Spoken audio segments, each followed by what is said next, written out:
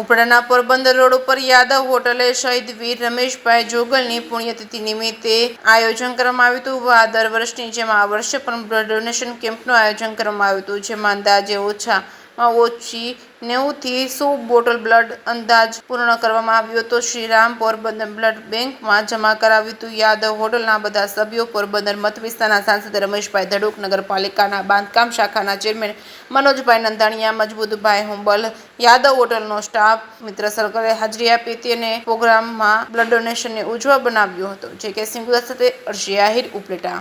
આજરોજ યાદવ હોટલ ખાતે શહીદ વીર આહિર રમેશ જોગલની યાદમાં જે આજે ત્રીજો રક્તદાન કેમ્પ ગોઠવેલ છે, એ નિમિત્તે અમે અત્યારે ઓછામાં ઓછી 1 કલાકમાં 45 થી 50 બોટલ રક્ત એકત્ર થઈ ગયું છે। હવે પછી પણ દર વર્ષે અમે કરીએ છીએ। આ ત્રીજું વર્ષ છે, હવે પછી પણ કરતા રહીશું। અંદાજે કેટલી બોટલનો તમારો અંદાજ છે?